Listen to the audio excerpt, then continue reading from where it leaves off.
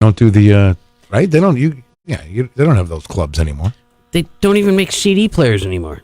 They don't make CD players? No, I'm sure they do, but you know what I mean. Like not like people use them. Yeah, but you know what is coming back, and the Vinyl? prices of them are just ungodly. You know, like if you're on Facebook, you see ads for like a Magnavox or even like low end Emerson. Yeah. Combo unit with VHS to a DVD recorder. Oh, I've seen them. Yeah. Now, when those were going out, you pick them up for $100. They want $600 for those now. Wow. Yeah, I like to go to like a flea market with older stereo equipment. Yeah, like some of that we were talking about that too. Good stuff. Yep. Well, great day today. Good, a lot of fun. Yeah, little controversy with the games, but that's all right. We're all we're leaving here all friends. Yep, I think. Yep. Yeah, I love you guys. All right. Well, that's going to do it for us today, Steve. Thank you. We'll see you tomorrow. Yes, thank you. And if you want, I mean, see how your day goes. But if you want that rematch, we could do it tomorrow too. Okay, I'm ready whenever you are. Let's see what Steve's. See if he. I don't know what he has planned today, but we could make time for that tomorrow. I'll shoot you a message. All right. Either way, we'll be here in the morning. Yeah. All right, that's going to do it for us. Keep it right here. You got Matt Connerton Unleashed coming up at 4 p.m., followed by Granite State of Mind, and then a whole night of R&B right here on WMNH. We're going to get that stream fixed for you. So if you're out there listening in Florida or wherever you listen, and you count on the stream, it'll be back up. Have a great day, everybody.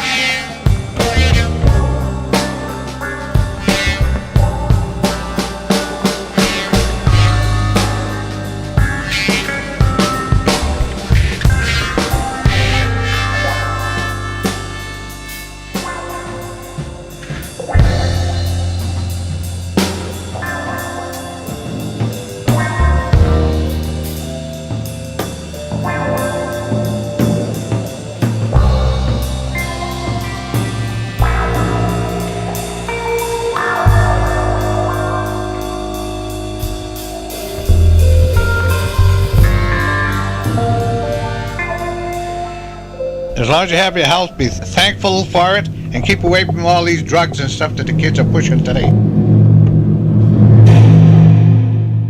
This hour on WMNH is sponsored by CGI Business Solutions, located at 5 Dartmouth Drive in Auburn. They serve all your business needs, including employee benefits planning, corporate design and business administration, investments and wealth management, and customized business insurance solutions. Their phone number is 866-841-4600 or on the web at cgibusinesssolutions.com. Bring your kitchen to life with Queen City Cabinetry, located at 87 Elm Street in the historic Sunbeam Mall in Manchester. Open Monday through Friday, 9 a.m. to 5:30 p.m. and Saturdays, 10 a.m. to 2 p.m. They can be reached at 603-222-2007 or on the web at queencitycabinetrynh.com. Come see the possibilities. Queen City Cabinetry, another proud sponsor of WMNH.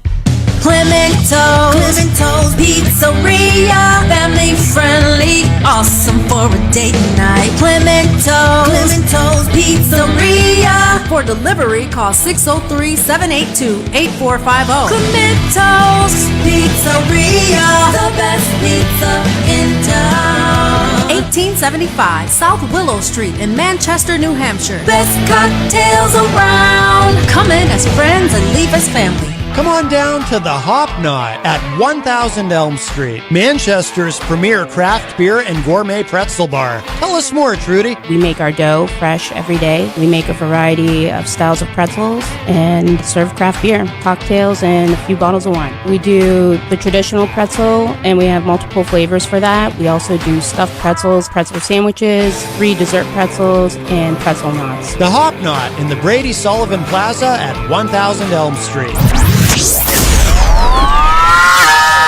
You are listening to WMNHLP, Manchester's radio, broadcasting at 95.3 megahertz frequency modulation from the top of 1000 Elm Street. Our studios are located at 1045 Elm Street and licensed to Manchester Public Television Service in Manchester, New Hampshire, USA.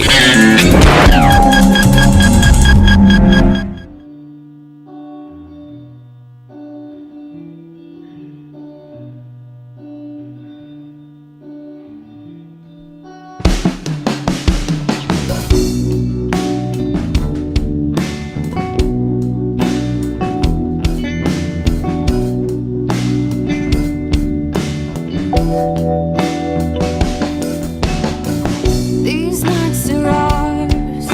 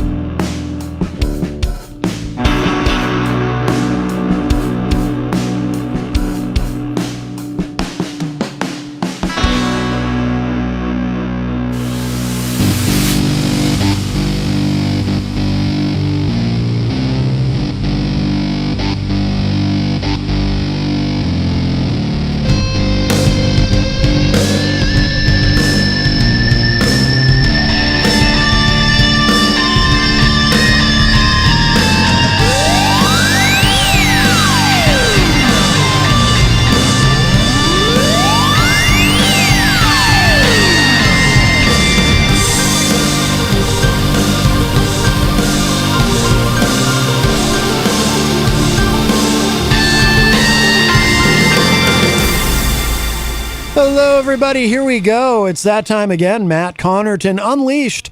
And we are live from the studios of WMNH 95.3 FM in glorious downtown Manchester, New Hampshire. A little cloudy, but it's warm, so it's glorious. Also on Comcast 97 if you're in Manchester. And hello to all of our online listeners across the nation and around the globe. You can go to my website, mattconnerton.com, for all of your live streaming options, social media links, contact info, show archives, etc., etc. Today is Monday, March 27, 2023, and I am not alone.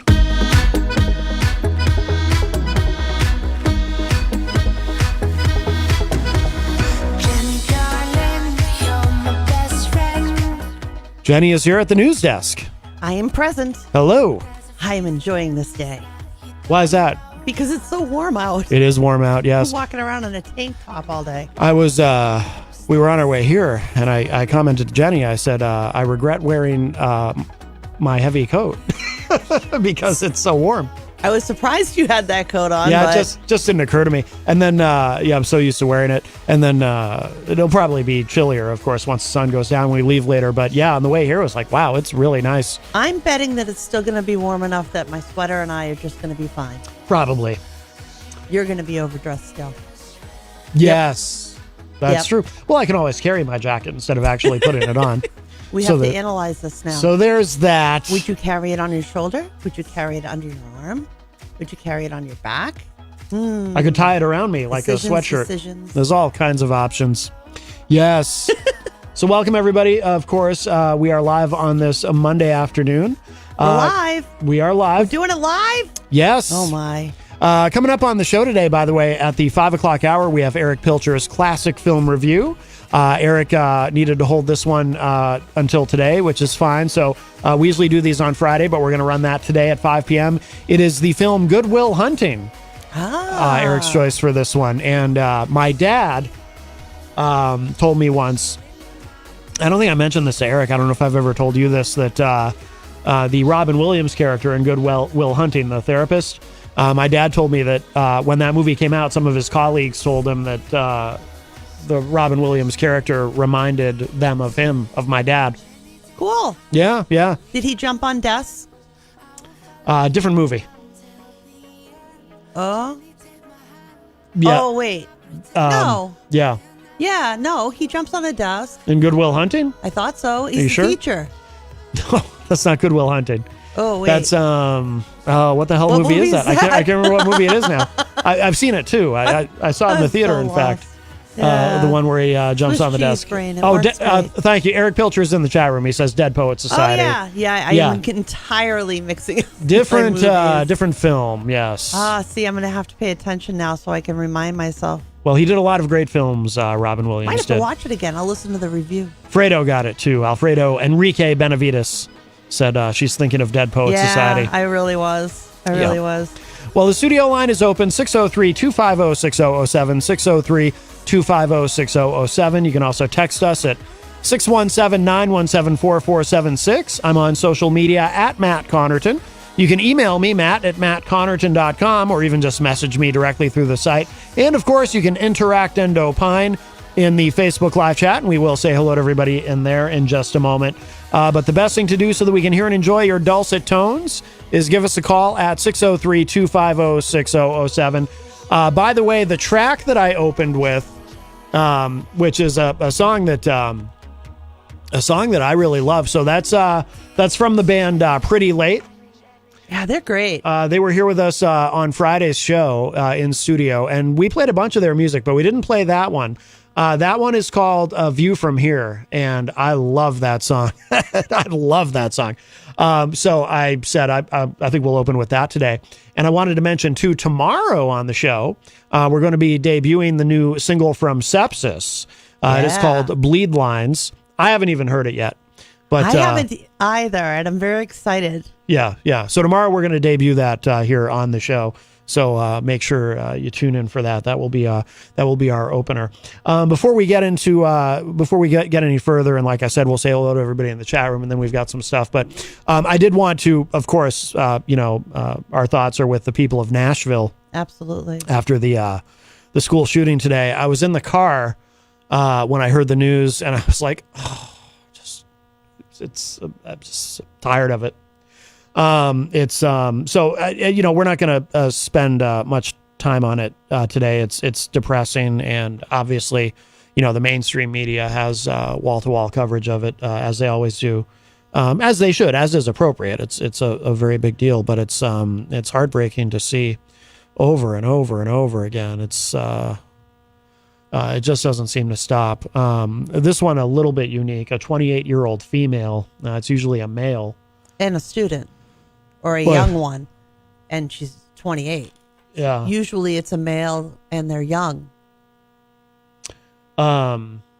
This case is very different. Yeah, right. Yeah, it's usually I think the average age 19 or 20 for these. I read somewhere a statistic on that for the shooters, and she's dead. She was shot on scene. The Nashville police did their job and did it well by all accounts.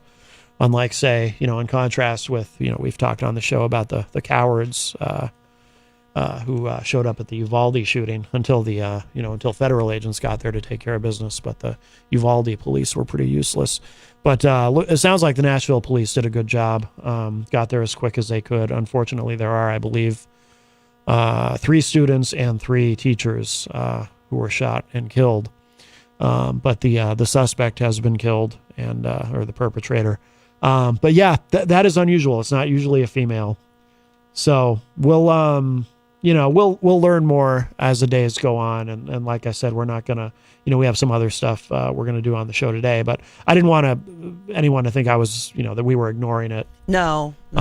There's just not much more to say about it, and at least until we have more details about what went on here and how this person, why they may have decided to do what they did. And it is, it is an odd thing. I'll just make this observation. It's an odd thing, when we think about trying to determine, and there are different ways that investigators try to figure out, why this happened and why this person did what they did. And, they look at social media posts and they talk to people who knew them and things like that. And it's like, on one hand, it's important to do that because even though the perpetrator is dead, so there won't be any prosecution, obviously, but you want to try to figure out what drives people to do these things so you can try to figure out how to prevent them in the future by, monitoring for the type of behavior that drives someone to do this. And, but then there's also that part of me that goes, but it doesn't seem like it I don't know. I mean, there's almost a hopelessness to it. Like, and this is a different case, though, and even the preliminary information is we don't know the totality of this story yet. It's still at the very, very beginning, and I hate to make a rush to anything because if we learned anything from the past, more information can change everything. Yeah, I mean, all I've heard is it's a 28-year-old woman. May have been a former student back in a couple of decades. Yeah. It's a charter school. It's a Christian charter school. It's a religious school. So there's a religious aspect to this. And how many times have we seen religious institutions be the target? All the time. Well, the thing is, literally all the time. As somebody pointed out, because it's a charter school, it's a private school, so they don't have. Because in many places, public schools are required to have a resource officer on the premises. This one has a church on campus. In this case, there was no one there to respond directly. Yeah. So the Nashville police got there as quickly as they could, but there was no one on premises to respond. Which I just wonder if that's why she targeted that school. Maybe she was apparently quite armed. It's a soft target. There's nothing to prevent someone. It's fish in a barrel when you have a gun-free area, and so you think of it that way. But this is a private campus. It's like a private school campus almost. It's a very large cluster of buildings attached to one another, attached to a very large church.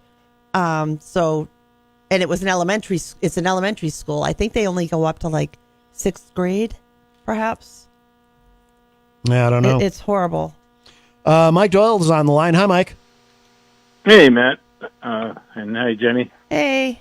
Hey, I just wanted to make an observation because it happened to do with my job over many years that I made buildings and churches and schools handicap accessible. Yes. And after the Connecticut shooting there, for maybe a year, anywhere you went, any school you went into, you were stopped at, the doors were locked. You had to present an ID. You had the reason for your business, who you here to see. And I had no problem with that. I'm like, Right. this is safe. This is the best way to do it. But then I found that people get lazy. People get lax.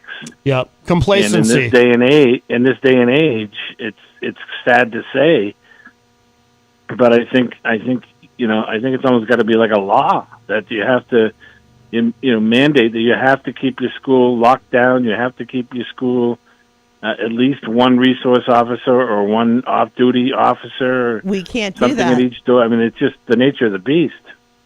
We can't put those kind of mandates on private school institutions. That's crossing a line that has not been allowed up until this point. Yeah. I mean, the law can be changed so that they have to. Yeah. I mean, because there are constitutional arguments there. Oh, I know. There are reasons why schools that are private and well, that's true. They do can become do things that public schools cannot. They become charter schools for a reason because they don't. Right. That's true. They don't want Charter government. schools are a funky area though because they accept some public funding. Right, but they don't. But the reason they become charter schools is they don't want the government telling them what to do. So they don't want to have to stick by the same rule. Yeah. But I think Mike is right. Right, but wouldn't that be maybe at that point? I'm sorry, Matt. Go ahead. Oh no, wouldn't that be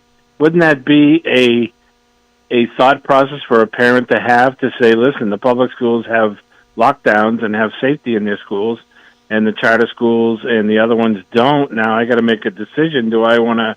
Right. You know what I mean? Is that exactly. balance of making that decision, and then the government should, to the private schools, should say, listen, we highly recommend you follow this process. If you don't want to, we understand. But the one thing about this though is I don't want to get too far into that weed, only because even if there had been a resource officer, that is absolutely no guarantee that those 6 lives would still be here. She was highly armed with assault rifles and handgun, lots of ammo. I'm sure it happened very quickly, and it's very easy, dare I say, to pull the trigger 6 times. I mean, it sounds like she ran in there and, the cops got there in time to stop her from taking out anybody more. If you took it by percentages, if you're going to attack a school, would you attack one that is guarded or one that isn't guarded? Well, absolutely. I'm You know there what with I mean? you.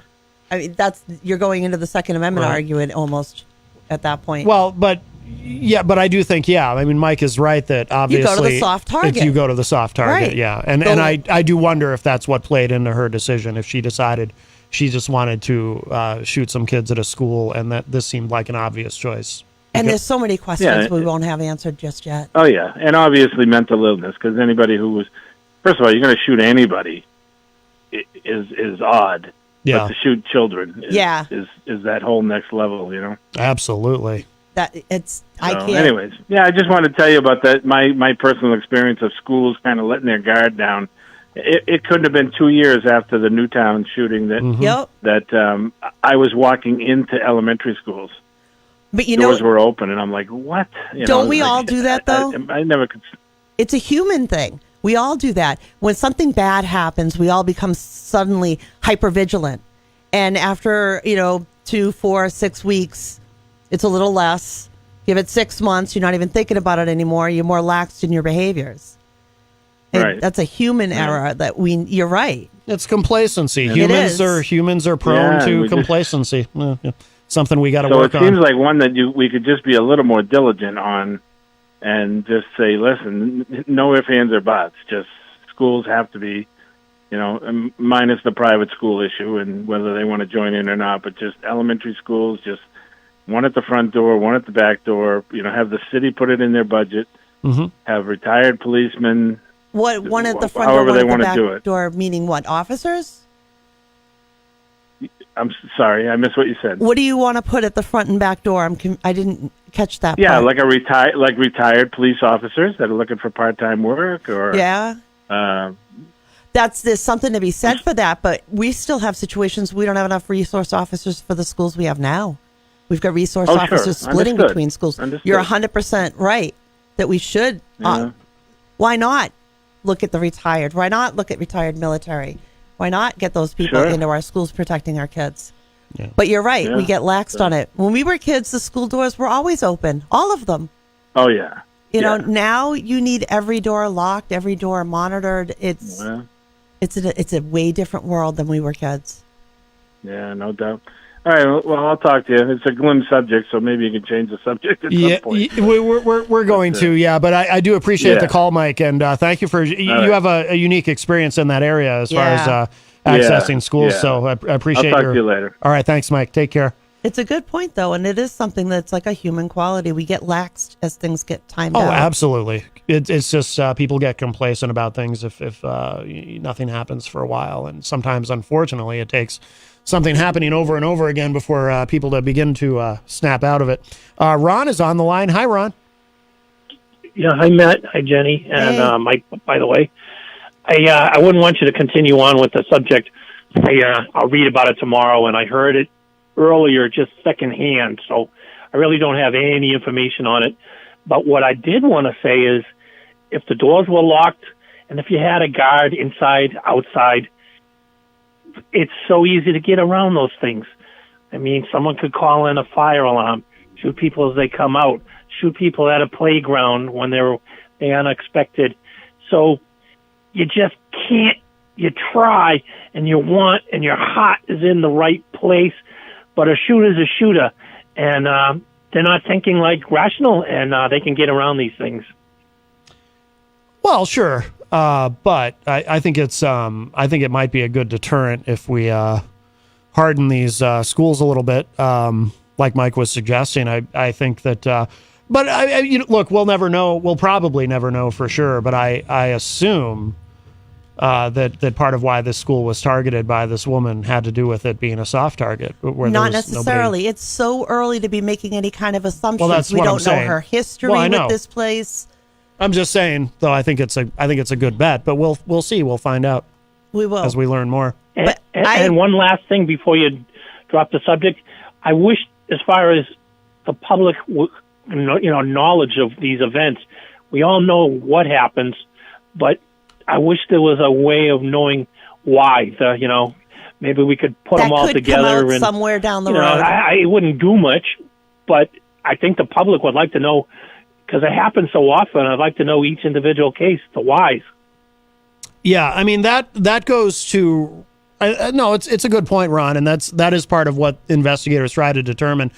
Because when we talk about, for example, red flag laws for firearms, you're trying to figure out who might be a danger as far as having a gun. That's one of the reasons why they try to determine what drives these people to commit this terrible violence. I know people like to do that, say that, and it's kind of an easy way out answer in my book. That's not going to change anything. A criminal is a criminal is a criminal, no matter what your law is. A lot of these situations that you can trace back to how a person got that firearm, and in a lot of these cases, they got it illicitly. It's not about for this person may not have put up a flag at all, might have never been on anybody's radar, and that's happened numerous of times. You hear about the guy, he was always quiet, he was really nice, and he just mowed down a bunch of people in a synagogue. It's not. We got to figure out what happened here before we can start making assessments on how to prevent it. This is a 28-year-old woman. Did she have a history with this place? Did it have something to do with it being religion? Did something happen 2 decades ago when she was a student? Did it have nothing to do with that? Was there somebody working there? We don't know. And to make assumptions now and start to jump ahead and say, we need to change this law, or we need to change that law. It's feel good. It sounds nice, but that's not how you stop a criminal from being a criminal. I don't think anyone's assuming anything. Thanks, guys. I think we're just... All right, thanks, Ron. We're going to red flag laws, and we need more gun law. That's somehow going to fix this problem. No, it's not. Well, I think it's all worth discussing. I think it should all be on the table. I mean, I'm pro Second Amendment. I'm pro gun. Oh, I know you are. I know you are. But I'm open to anything. But I want to know what happened here. Yeah, of course. Is this a religious thing? Is this, what is this? And we may never know. We may not know. Well, actually, we'll never know for sure, but we might get some clues as they I hope somehow proceed. we find out, because the only way to try and we got to figure out why these things are happening in our society. Well, look around you. Society's pretty crappy. Pretty crappy. Well, we do have a mental health crisis. We have a huge country. mental health crisis. No doubt about it. We have illicit fentanyl destroying lives. We have way too much crime, not enough cops, and not enough cops out there walking around on the beat. We don't have enough to fill the positions. We have people who just seem to not care about anybody else, and we don't seem to hold people to that. I mean, society kind of stinks. Look around us. We throw our homeless out. They find a place to make a makeshift place to live like they do in other countries. And we look at the other countries and go, oh, look what they're allowing in their country. But what are we doing over here? The minute they build something like that, we tear it apart, we tear it down, we throw it in the trash, we push them out. Our society stinks. It's awful. And other countries are doing better because they're taking care of people. They have national health care. Maybe they allow somebody to live in a not so grand looking house that they built up, but it's something. It's a roof over their head. It's a place for them to eat and stay warm. It's better than what we do. We're not going to solve this problem by legislating a new gun law that's going to magically go poof and make it better. It's not going to happen. Sorry, I'm being very animated. I don't think anyone thinks that.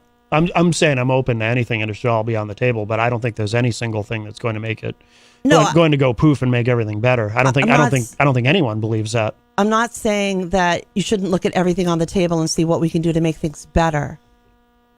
I'd like to think that there was some law that we could pass to make it better. But it's not going to get better until we actually start acting like a better society. We build these criminals. They become criminals. They become mad and crazy and wanting to kill people for a reason.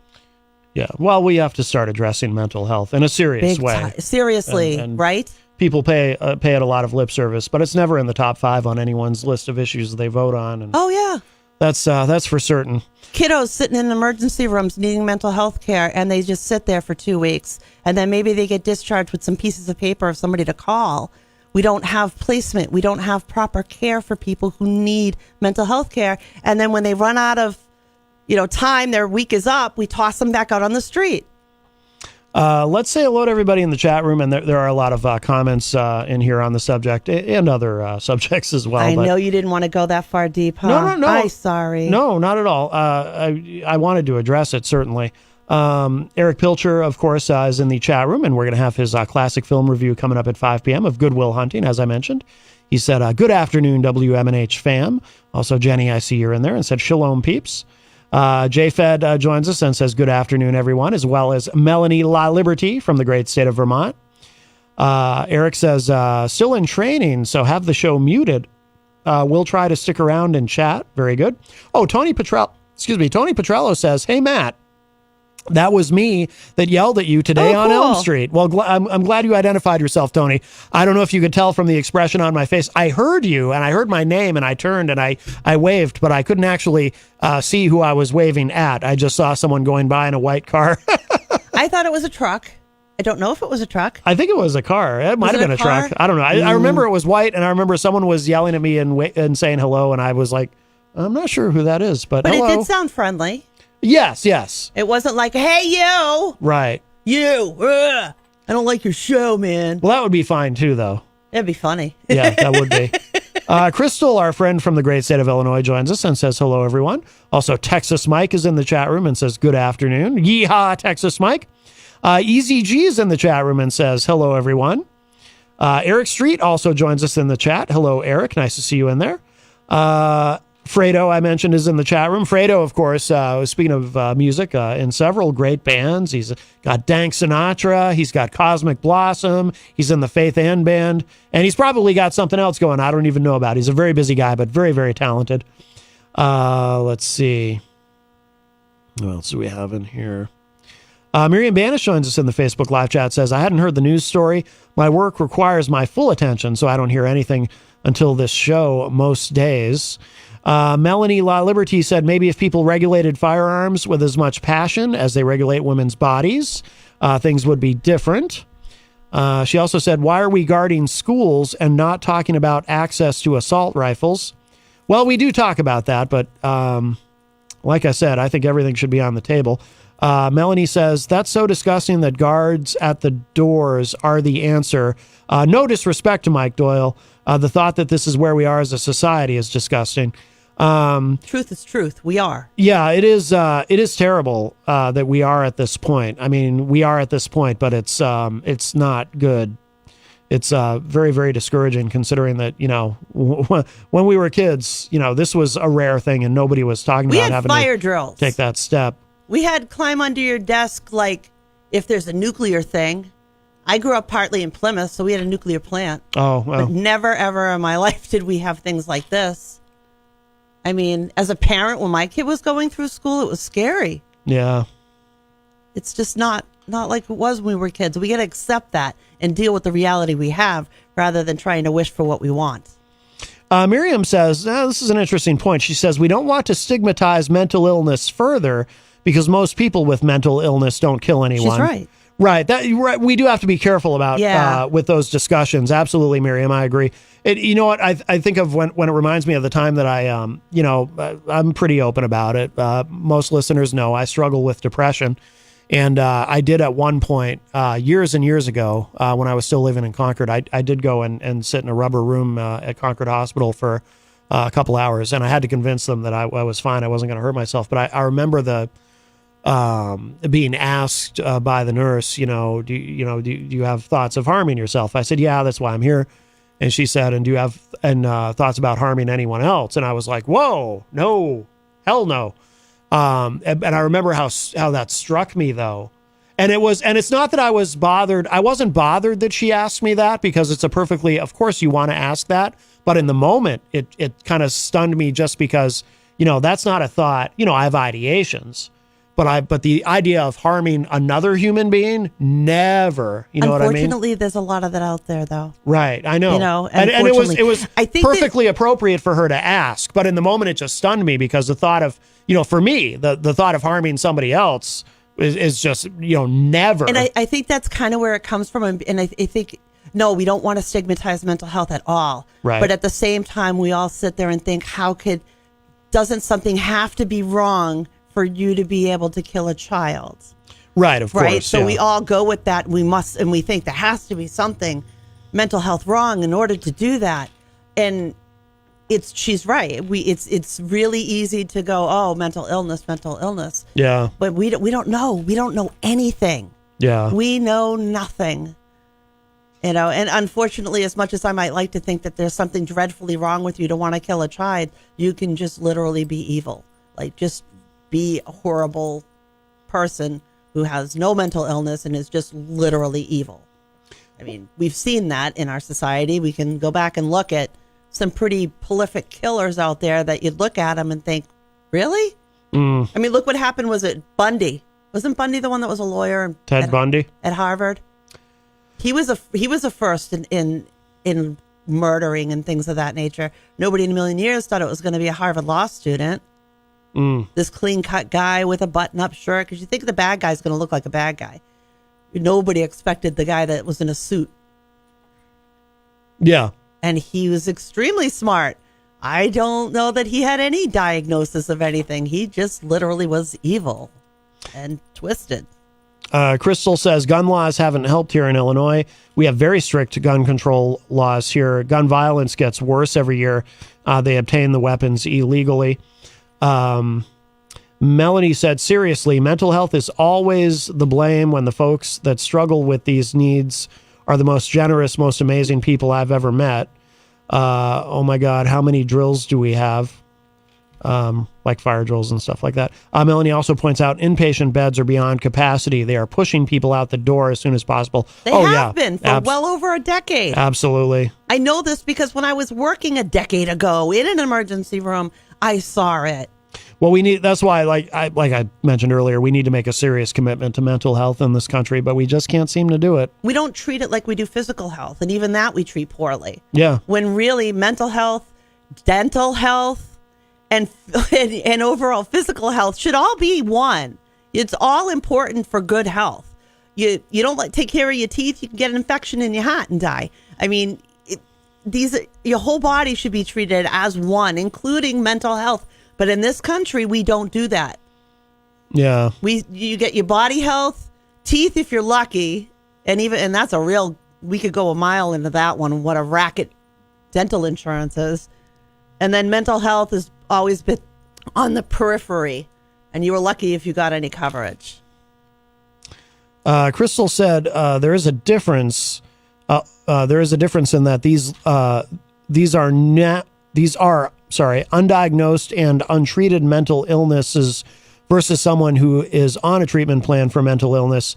More than likely, these are undiagnosed and untreated people. Oh, the people who are killing. Yeah, although not always. I mean, there have been instances of school shooters, or at least one in the last few years where they had been to see a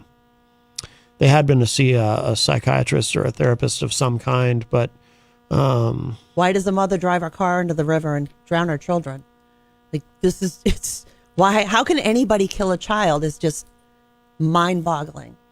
Alex Whiteley, one of our friends from the UK, joins us and says most mass murderers are people dressed in suits, usually working in government. And Melanie says Bundy was diagnosed as a psychopath. Yeah, I wasn't sure. Yeah, sexual psychopath to be specific.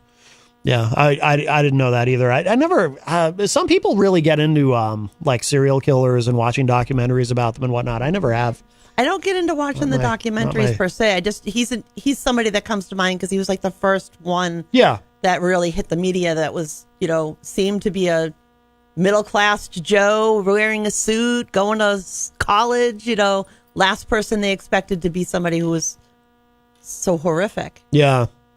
Well, we're going to shift gears. Something else Yes. I want to get in. I want to look at this TikTok thing, and then we might talk about healthcare in the second hour after Eric's review, because there's also something related to healthcare that we want to get to. But I wanted to look at this because this relates to a question that I was asking last week. Let me give the number again, 603-250-6007, 603-250-6007. If you have any thoughts on this. TheHill.com has a story up. How could a TikTok ban be enforced? And, last week I was talking, and I think even the week before too, we were talking about TikTok and the potential of banning TikTok. Right. And I had raised the question, how would that work exactly if they do it? And again, my position on it is I am not in favor of banning TikTok unless the case is made. They have to convince me that it's a matter of national security. Now, if they can convince me it's a matter of national security, that changes things in my mind. But they've got to make the case. But I also did raise a question: how exactly would this work? I mean, if you already have TikTok on your phone, would your phone somehow magically wipe it if the government bans it? I mean, how does this work in a practical sense? Ron is on the line. Hi, Ron. Hey, man, I know I'm interrupting you, so I'm very, very sorry. But I wish that sometimes you could watch 60 Minutes, and I'm sure you didn't watch it last night, but maybe your callers would know about it. Or there was a couple from Massachusetts that was involved with terrorism from eBay. I don't know if you are aware of it or not. And it went from verbal to physical and on and on. And it had got to the point where it involved the FBI. And come to find out, there were 7 people that were on the upper level of working for the company, the eBay company. And they were trying to run these people out of the ground, just under the ground, just because they had their own personal business. And they said one little thing, which was okay, but the people from eBay didn't like it. And what a good show. I wish you could have seen it. Yeah, well, perhaps if I get a chance, I might look that up. That does sound interesting. Yeah, you will really be interested. Very good, sir. Okay, Ron. Thank you for the call. Bye. All right, bye-bye. Let's see. So how could a TikTok ban be enforced? This is from The Hill. It says bipartisan support to ban TikTok in the U.S. is mounting, but carrying out the action will likely be trickier than gaining the political power to enact it. Any action the U.S. takes to block TikTok, the video sharing app owned by Chinese-based parent company ByteDance, will still have loopholes for users to access through workarounds and is almost certain to be challenged by free speech groups. And that's something that I had wondered about. Aram Sinreich, a communications professor at American University, said, quote, "It's an enforcement nightmare because any point of intervention that the government claims would have broader sweeping implications for other capacities for government intervention, which has free speech and free trade implications. The internet infrastructure by design is distributed and decentralized, meaning there is no single choke point, and makes this type of ban difficult to enforce," unquote.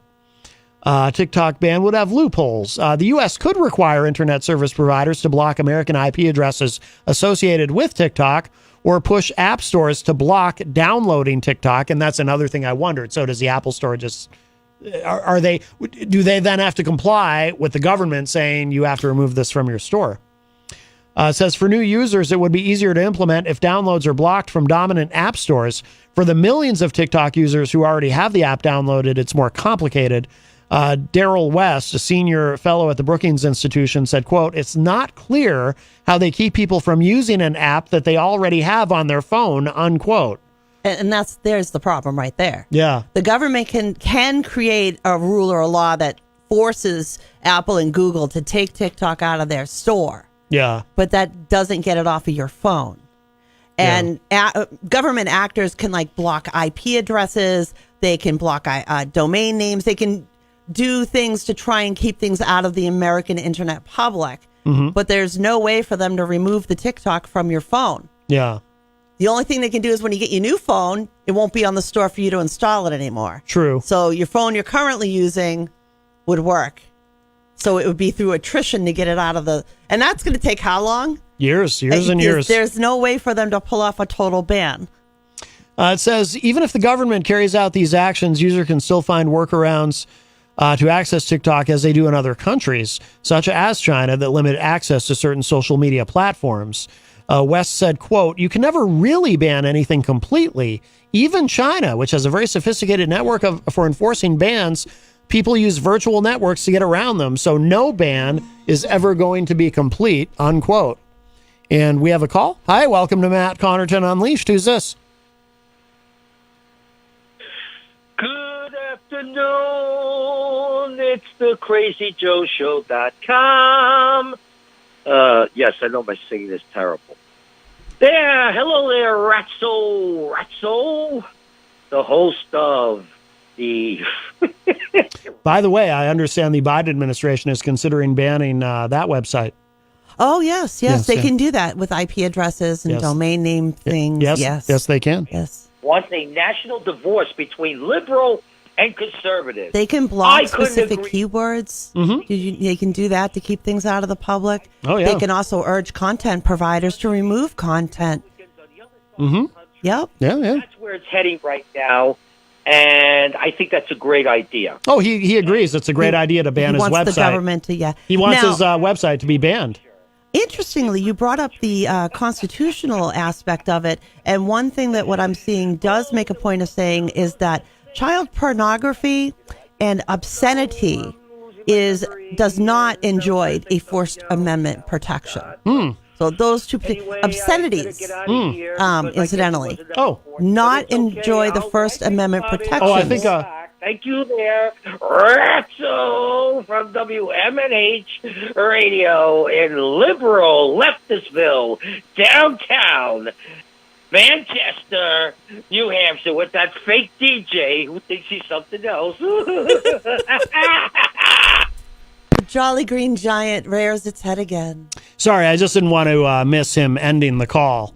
I didn't want to just hang up. That would be rude. So I wanted to make sure that he was done before I hung up. I've never thought of Manchester, New Hampshire as being leftist, liberalville. I'd say we're purple. Necessarily, but apparently we are. I'd say our state is very purple. Yes. There really is almost an even split, and the independents outnumber everybody else. That is true. Yeah. I'm proud of that.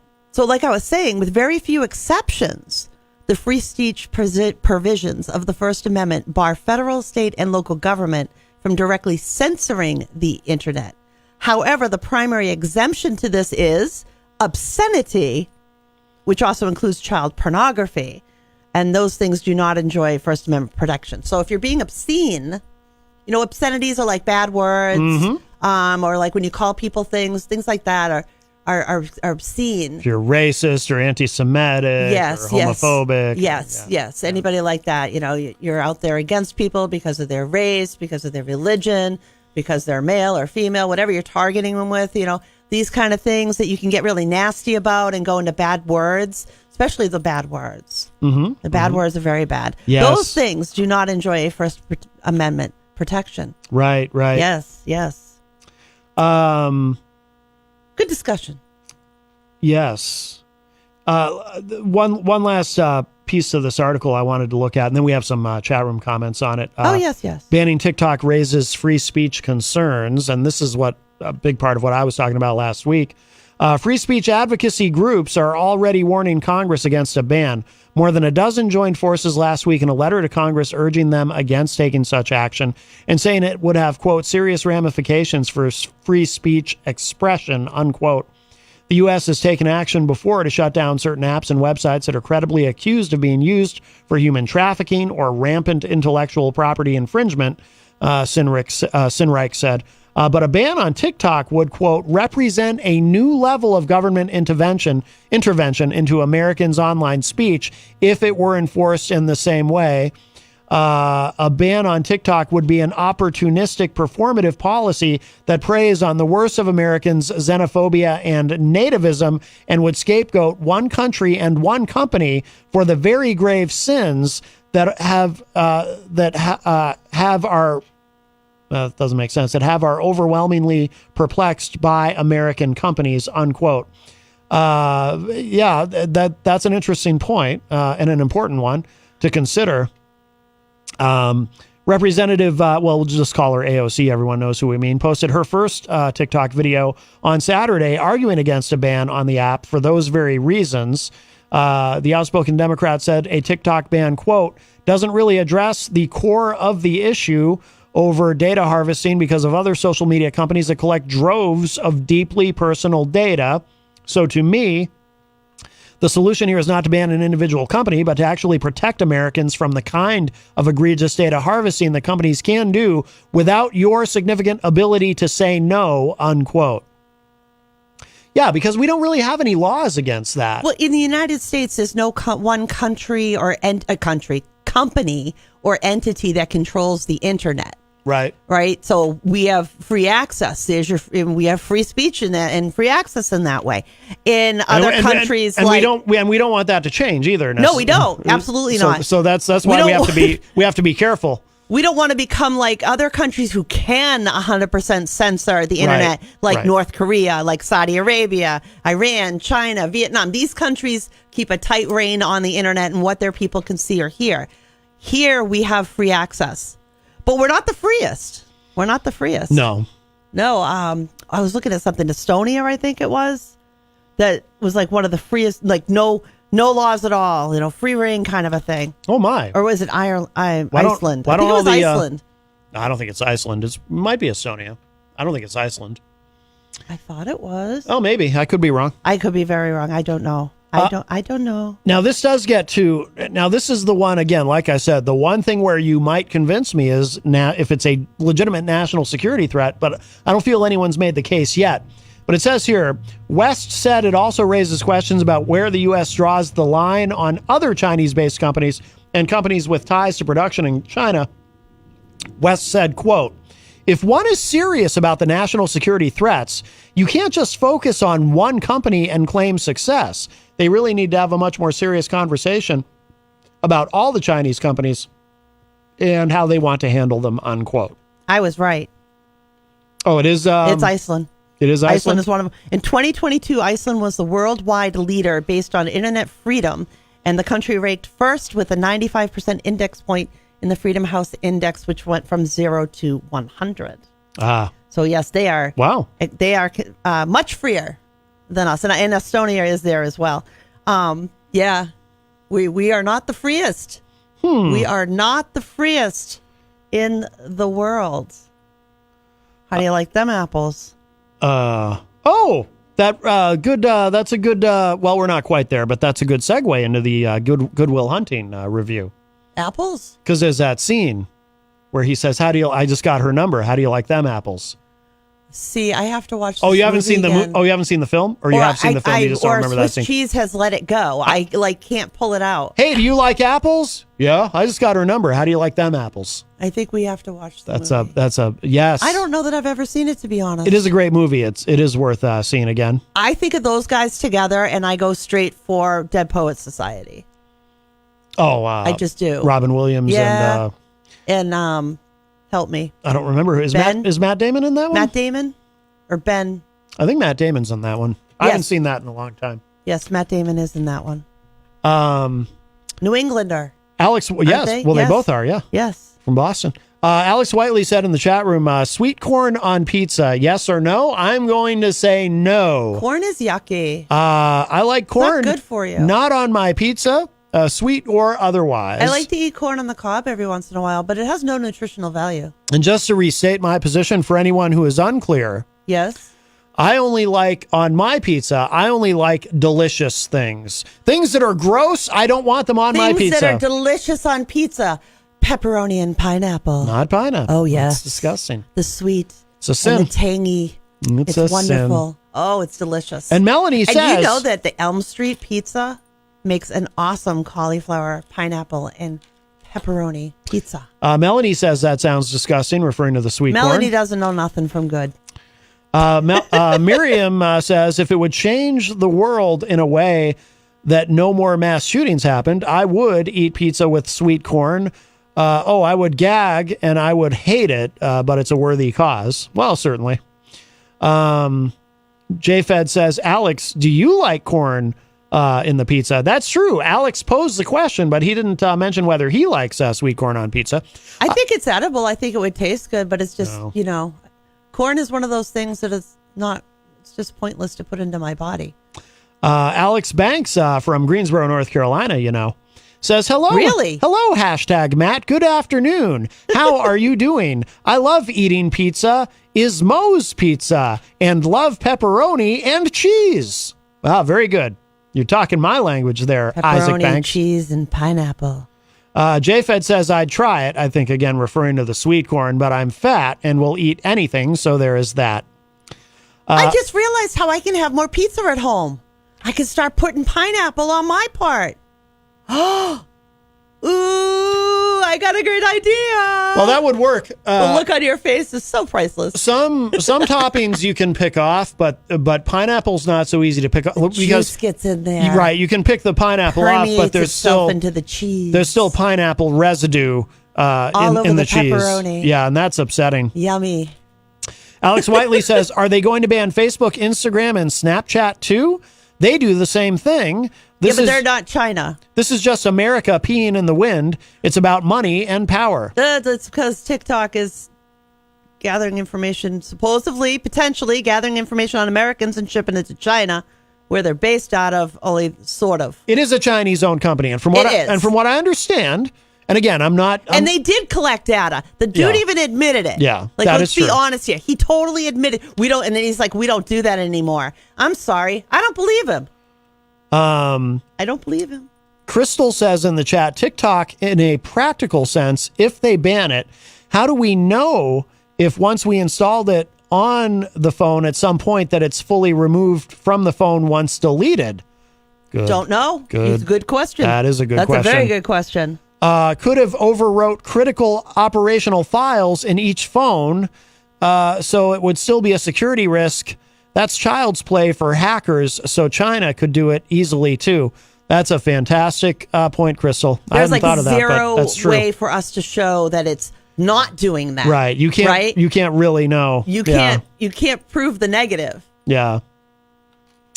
Alex Whiteley says, serious question. With the constant law changes and continued censorships, are you Americans not concerned that you're making striking resemblances to the very countries that oppose you, for example, China? I worry about that all the time. Constantly, as a lot of us worried about that. Yes, we don't want our internet censored. We want to be able to gather the information and determine our opinions with all of the information, not something filtered and desensitized for me. Alec Banks says in the chat room, Matt, it's Isaac, not Alex. Huh? Oh, did I say Alex Banks when I should have said Isaac Banks? Did you blend the names together? I might have. Did you make Alex Whiteley and Isaac Banks one individual? I may have, yes. How dare you? Isaac Banks also says, we say Matt Connerton and Jenny Coffey, me and Lucera Huntley are good friends. We go way back since Bessinger Elementary School and up to level is Kaiser Middle School in Greensboro, North Carolina, of course. And Lucera Huntley, she is from Atlanta, Georgia, and now she lives in Greensboro, North Carolina. Well, it sounds like a match. When did Bots go to elementary school? I don't know, but I'd like to think we brought these two kids together. I think it's great. Yeah. You can take blame for that if you want to. Isaac Banks also says, hashtag Matt and hashtag Jenny, Lucera Huntley and me moved up to Grimsley High School in Greensboro, North Carolina. Now we went from elementary to high school quickly. Yes. My goodness. Chris Rose joins us in the Facebook live chat from the Commonwealth of Massachusetts. Hi, Chris. Alex Whiteley said, we'll read one more comment here, and then I want to get to Eric's film review. Alex says, EZG is messaging me for some reason. I ask because it is very popular here in the UK this is about the sweet corn, to have sweet corn on pizza. This is new to me, but these people put mayonnaise on their French fries. Yeah, and this is why, again, no offense, Alex, we love you, but I just want to say, it's stuff like this. This is why we fought the Revolutionary War. Peanut butter on French fries even. See? Oh, yeah. And you should see what they call a salad. This is why. Woo! Stuff Although like I might be mixing the English with the Dutch. Sweet corn on pizza. How dare you? Sweet corn is not on pizza. We don't do that. Actually, it would be good on a veggie pizza. No, we do not do that. We do not do that here in the colonies. No, I think it would taste good on a veggie, though. It's some tomato. How dare you?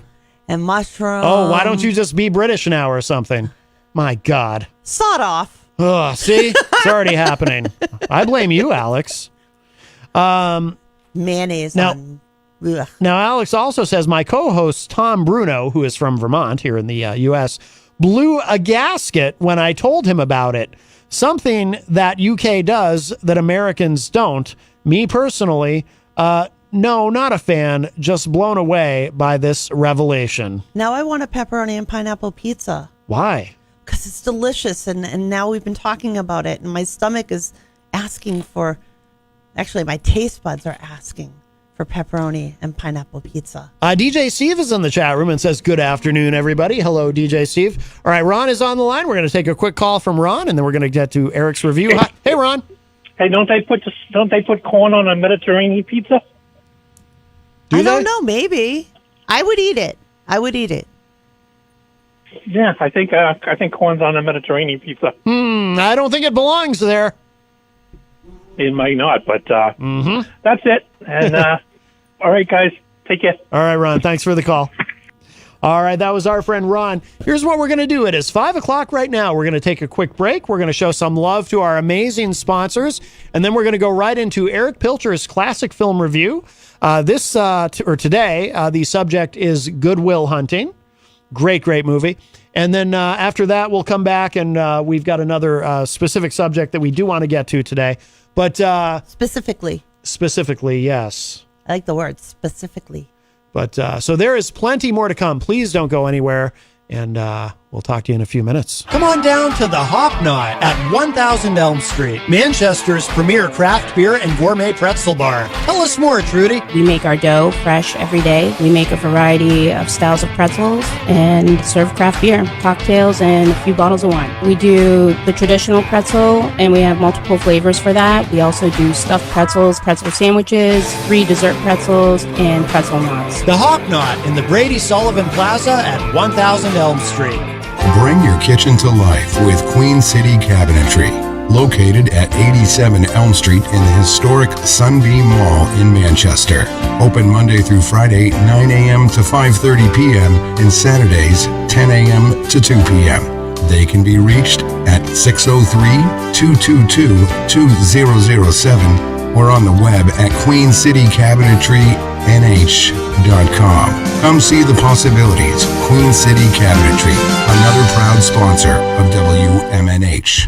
Clemento's Pizzeria, family friendly, awesome for a date night. Clemento's Pizzeria. For delivery, call 603-782-8450. Clemento's Pizzeria, the best pizza in town. 1875 South Willow Street in Manchester, New Hampshire. Best cocktails around. Come in as friends and leave as family. This hour on WMNH is sponsored by CGI Business Solutions, located at 5 Dartmouth Drive in Auburn.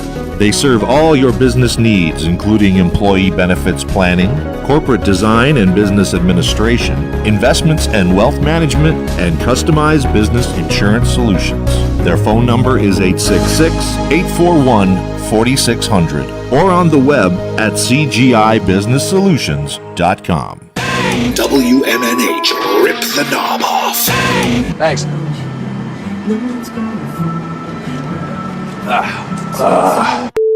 That's good. So how's your lady? She's gone. Gone where? Medical school in California. Really? Yeah. When was this? It's like a week ago.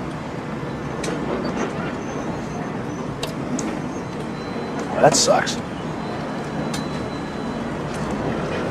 So, when are you done with those meetings? Like the week after I'm 21.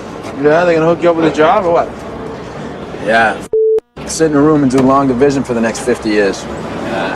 Probably make some nice bank, though. I'm gonna be a better than this way out of here. I want to way out of here for. I mean, I'm gonna here the rest of my life. You know, be neighbors, you know, we'll have little kids, little league together up Foley Field. Look, you're my best friend, so don't take this the wrong way. But in 20 years, if you're still living here, coming over my house, watching the Patriots game, still working construction, that's not a threat, what? That's a fact. What are you talking about?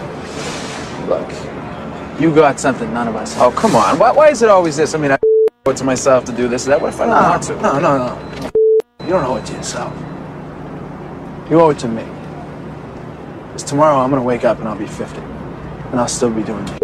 And that's all right. That's fine. I mean, you're sitting on a winning lottery ticket. You're too much of a cash it in. And that's bull. Because I'd do anything to have what you got. So would any of these guys. It'd be an insult to us if you're still here in 20 years. Hanging around here is a waste of your time. You don't know that. I don't? No, you don't know that. No, I don't know that. Let me tell you what I do know. Every day I come by your house and I pick you up. We go out, we have a few drinks and a few laughs, and it's great. You know what the best part of my day is? For about 10 seconds from when I pull up to the curb and when I get to your door. Because I think maybe I'll get up there and I'll knock on the door and you won't be there. No goodbye, no see you later, no nothing. You just left. I don't know much, but I know that.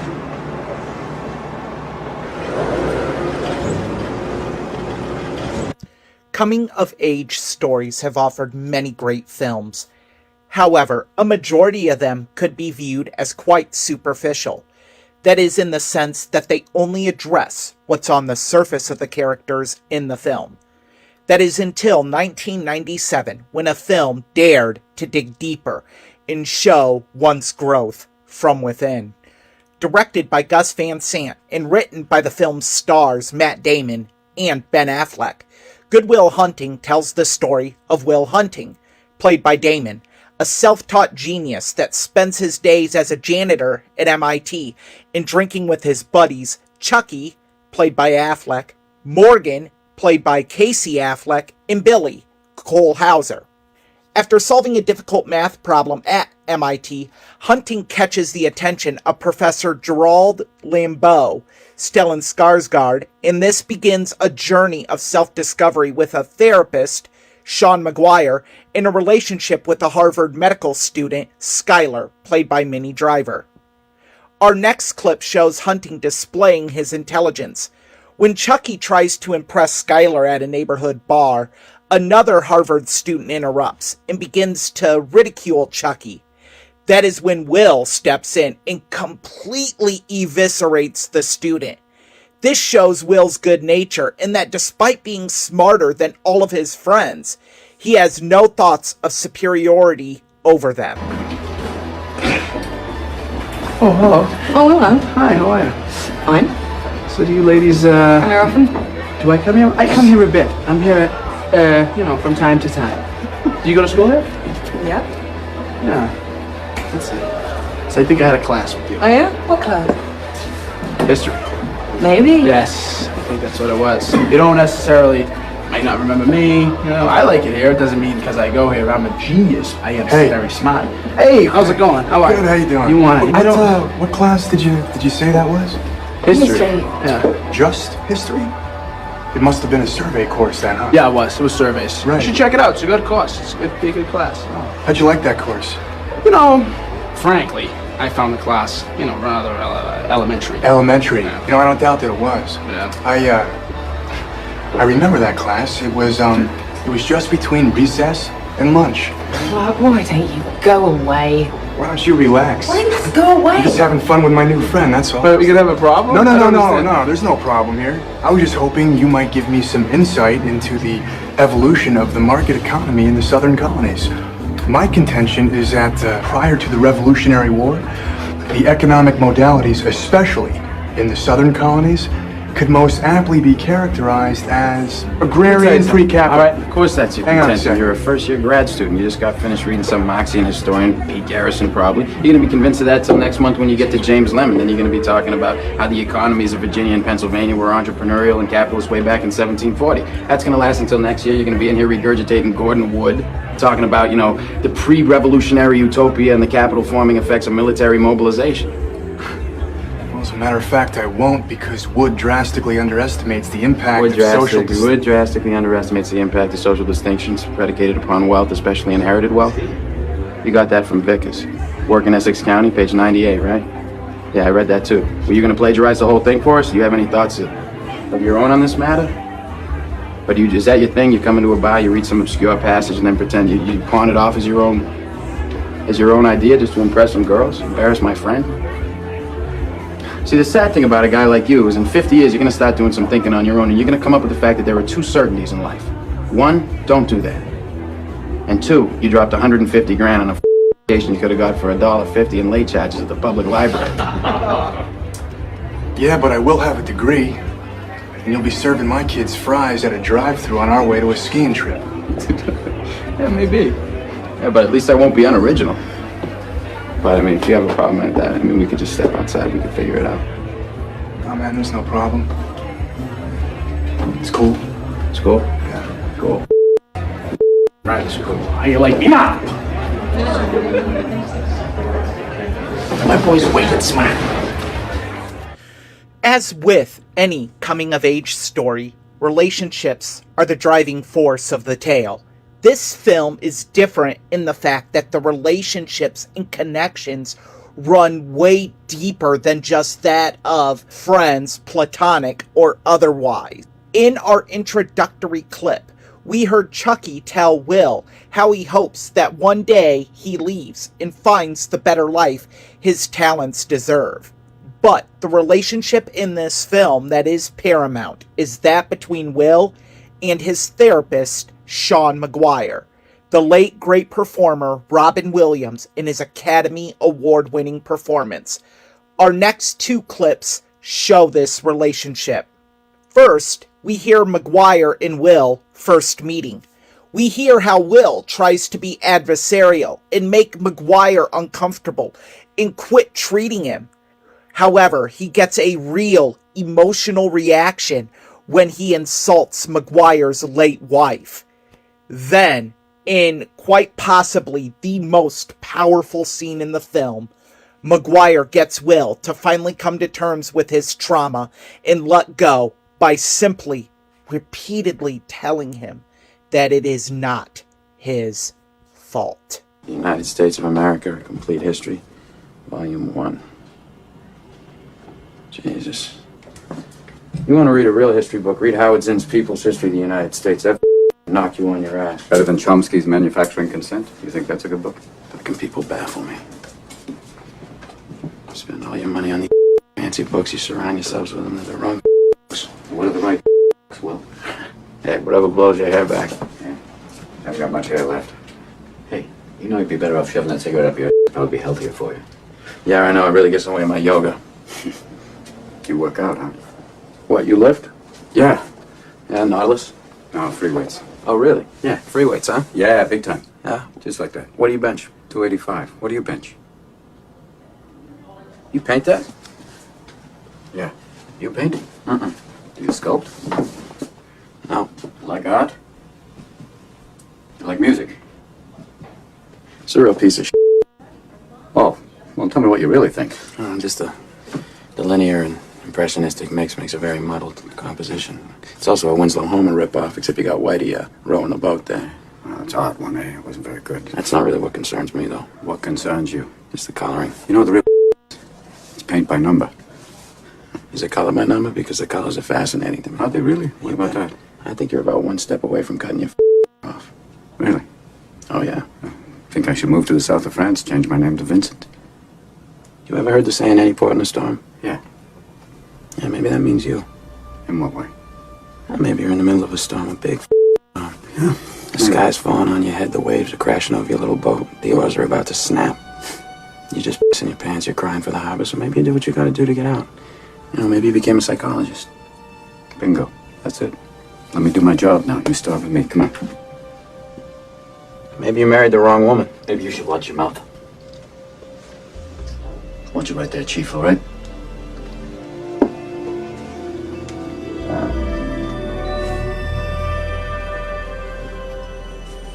Well, that's it, isn't it? You married the wrong woman. What happened? Why'd she leave you?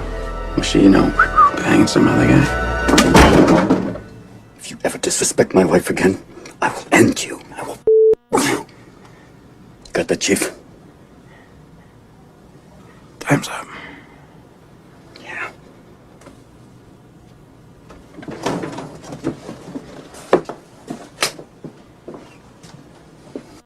And now, Will finally lets go. What is that? This is your file. I have to send it back to the judge for evaluation. Oh. Hey, you're not gonna fail me, are you? What's it say? Want to read? Why? Have you had any, experience with that? 20 years of counseling. Yeah, I've seen some pretty awful shit. I mean, have you had any experience with that? Personally? Yeah. Yeah, I have. Sure ain't good. My father was an alcoholic. Mean He'd come home hammered, looking to wail on somebody. So I'd provoke him so he wouldn't go after my mother and little brother. Interesting nights were when he wore his rings. He used to just put a wrench, a stick, and a belt on the table and just say choose. Well, I gotta go with the belt there, Vanna. I used to go with the wrench. Why the wrench? Because fuck, that's why. Your foster father? Yeah. So, what is it, like, Will has an attachment disorder? Is it all that stuff? Fear of abandonment?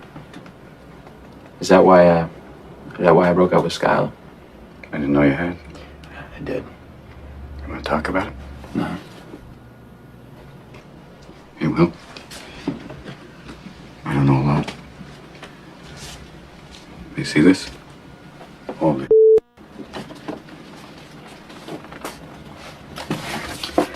It's not your fault.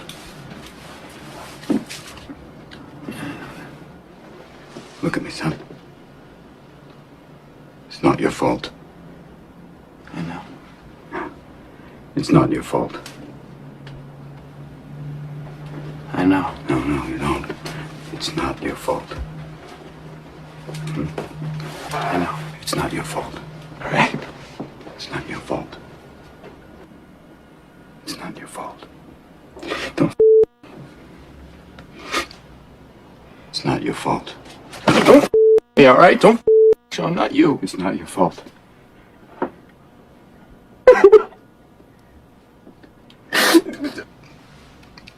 It's not your fault.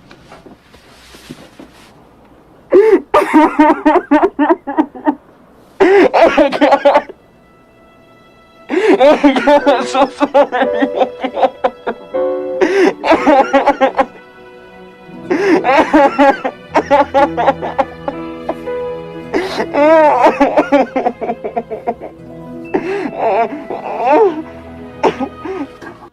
This film was a resounding hit, and that might be understating it greatly. It grossed over $225 million against a $10 million budget. It received 9 Academy Award nominations, including Best Picture, Best Director, Best Actor for Damon, Best Supporting Actor, which Robin Williams won, and Best Supporting Actress for Driver. It only won 2, Williams for his aforementioned win, and Damon and Affleck for Best Original Screenplay. For all of us, we have things we deal with, things that are hard in life. And this film speaks to all of us because at one point, or maybe even currently, those things have held us back from achieving what we really can. If you are in that situation, then know you are better and you can do better. Now, I'm going to get personal a little bit. For me, this was a very difficult review to do. For years, I have struggled much like Will in coming to terms with things that had happened to me and learning to let go.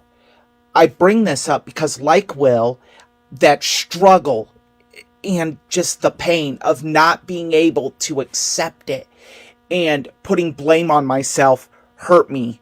It is through my faith, my family, both church and blood family, my true friends, of course, my WMNH family, and the tireless work and commitment of one amazing therapist for the past year and a half that has helped me let go and accept that it was not my fault and continue the work needed in my life to be better. I hope you join me next week when, in honor of April Fool's Day, we will look at 2 men. Every day for them is a no-brainer. Join me next week when we look at the film Dumb and Dumber. For WMNH and Matt Connerton Unleashed, this has been a Classic Film Review with Eric Pilcher.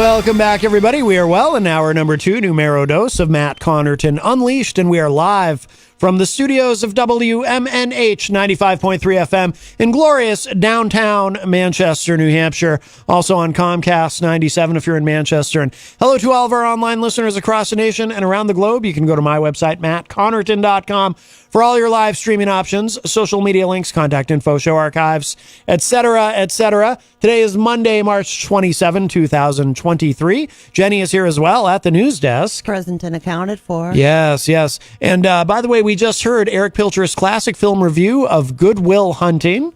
Great movie, and Eric did a great job on that review, and I like how he did get personal at the end of it and revealed a bit about why the movie, what it means to him and why it means what it means to him, and I thought that was pretty interesting. So, Eric, great job, and he's getting a lot of love in the chat room as well. Except for Melanie. Well, Melanie said nice job, Eric, but apparently she does not like Eric's choice for his next review, Dumb and Dumber. Yes. So she said great job. He's using expletives. I know. She really doesn't like Dumb and Dumber. Wow. Which is ironic because Dumb and Dumber, unlike Good Will Hunting, I don't think has any expletives in it. This is true. Yes. Yes, good point. So Dumb and Dumber will be on Friday. But yes, a wonderful job, Eric. Alex Whiteley in the chat room says that was a phenomenal report. Well done. Crystal also said, good job, Eric. JFed referenced the film I Got Her Number. How do you like them apples? Yes, absolutely. Let's see. Alex Whiteley made a comment, too, about the dialogue in the film. Now I'm trying to back up and find it. Here we go. Alex said the dialogue in this film is top drawer. Also, Kevin Smith doesn't get enough credit for his role as an executive producer. I'm embarrassed to say I didn't realize that Kevin Smith was an executive producer, or if I did, I forgot. Alex said, it's not your fault. That exchange between Robin Williams and Matt Damon reduces me to a teary mess every single time. Yeah, that's an intense moment. Absolutely. By the way, Charles Richardson joins us from the great state of Florida and host of the Charles Richardson Show. And my dad has been very concerned about Charles. He sent me a message saying, let's all support Charles. He is ending his show, apparently. I don't know if it's for good, but as of the end of this week, the Charles Richardson Show, that'll be the last one. So for now, we don't know what the future holds. Yeah, he may just need a break. Need a break. We all just need a break sometimes? I guess. Yes. Let's see. Isaac Banks says in the chat room, I will be going to the free dance at Lindley Recreation Center on Thursday, March 30th, 2023, at 6 to 8 p.m. Awesome, #Eric. Okie dokie. Yes, I think I think that's his way of trying to invite Eric to the dance. He'd have to fly there. Melanie says, Dumb and Dumber, is there a worse movie out there? Oh, yes, absolutely. Oh, there are far worse. Way worse. I do remember seeing Dumb and Dumber in the film. I liked it well enough, I think. It was okay. I wasn't over the top with it. But, yeah. But it wasn't terrible. It certainly wasn't the worst movie I've ever seen. I certainly like both Jim Carrey and Jeff Daniels. Yeah, ditto. I like things in general that make me laugh. Yes. Melanie said, I think you need to stop calling Florida a great state. Can I agree with her? That's a habit. I'm going to agree with her. There are a lot of terrible things coming out of Florida. They got book burnings. No, sorry. Bannings. Book bannings going. The burnings are coming. Can I just say? I'm waiting for the gallows to be built, and we're going to start dunking women to figure out if they're witches. I was thinking about the book bannings yesterday. You know what I was thinking about? What? I was remembering being a kid. I remember seeing, I think it was probably 1989, watching Phil Donahue, and he's got a segment on the show or an episode of the show dedicated to the subject of schools in the South that were banning books in their school libraries. And I remember thinking at the time, wow, it's the 1980s and this is a thing. Isn't this something they did back in the 1950s when they still had black and white television? Now, here we are in the 1980s and we're banning books. And here we are It's 2023, and this is a thing. They banned. We're going back. Anne We're devolving. We're literally devolving. They banned Anne Frank. You cannot read the Diary of Anne Frank. Where, in Florida schools? In many Tampa Bay. Let's see. The Diary of Anne Frank is now the newest banned book library. Yes, this is coming out of Fox 13, Tampa Bay. Oh, from February 21st. And let's see. St. Petersburg Theater Company helped to create an independent library full of all the banned books. Sorry, I've read too quickly into this article. To Kill a Mockingbird is banned. Anne Frank, The Diary of a Young Girl is banned. And let's see. Wow. Yeah. Well, why do we ban the Diary of Anne Frank? Are we afraid that we might prevent more anti-Semitism to grow?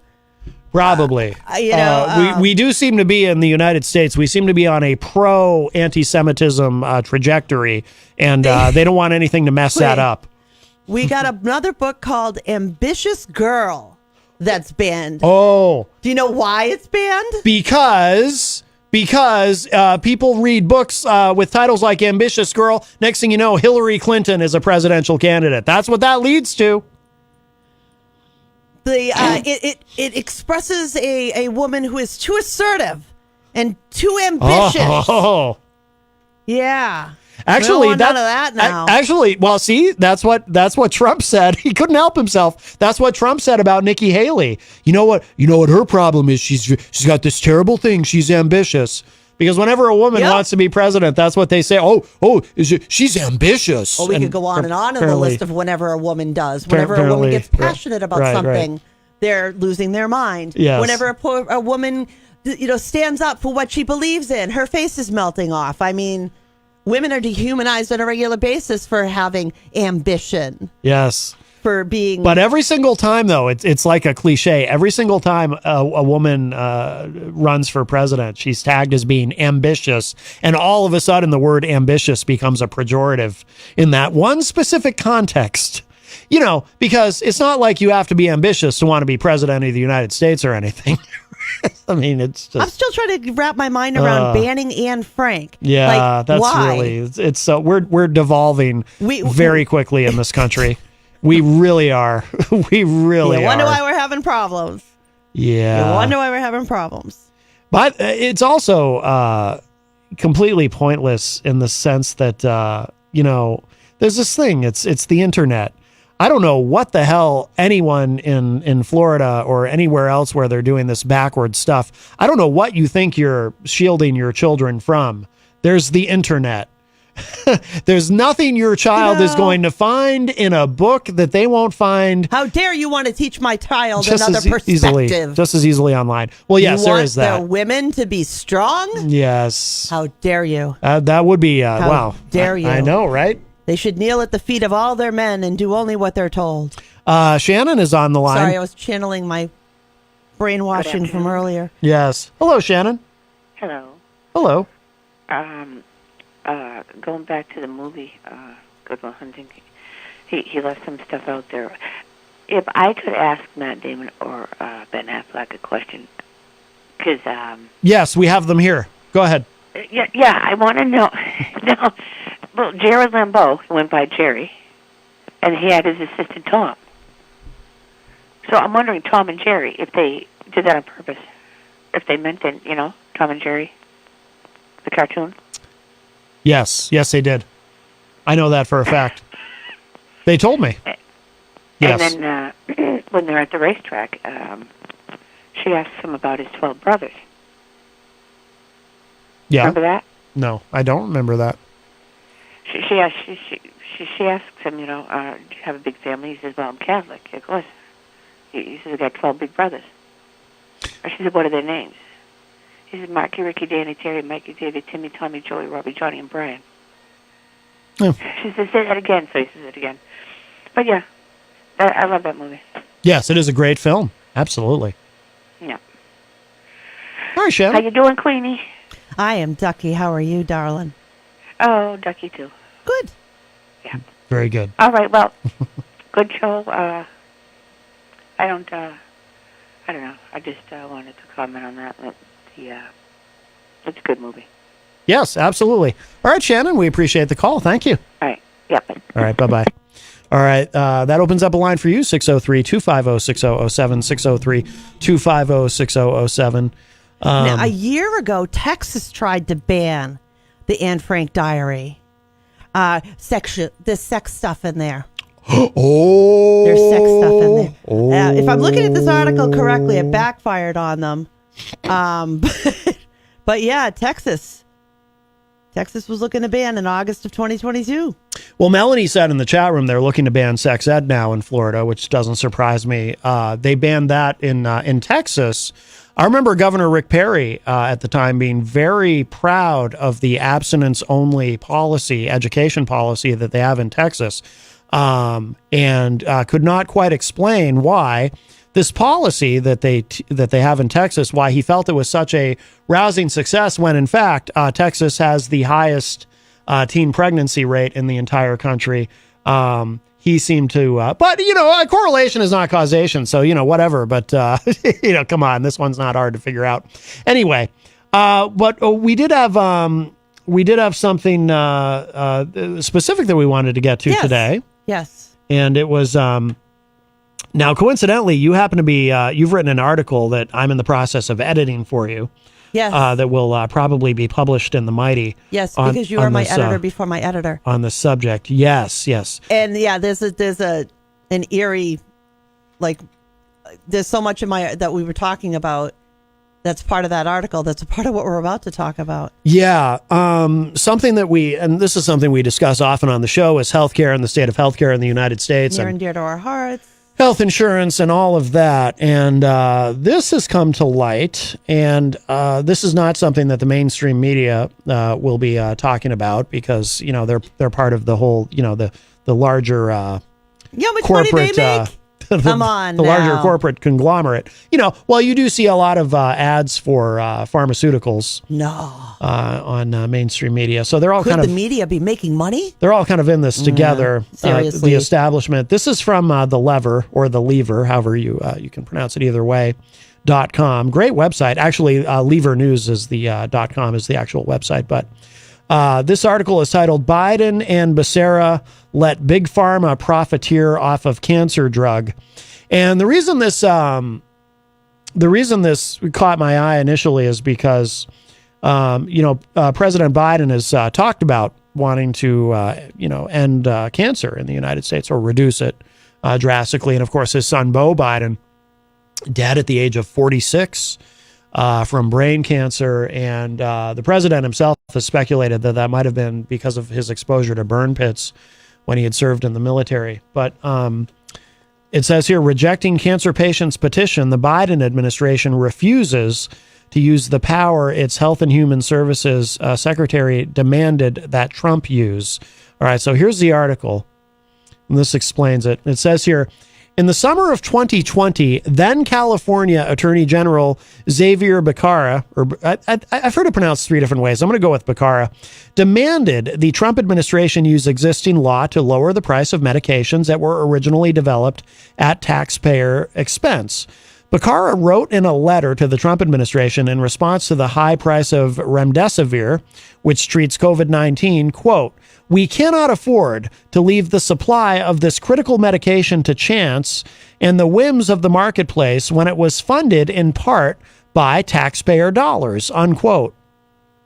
Less than 3 years later, the agency run by Becerra, now Health and Human Services Secretary, in the administration, in the Biden administration, just rejected the same demand from two cancer patients unable to afford the $180,000 a year price of a medicine whose development was originally funded by the public.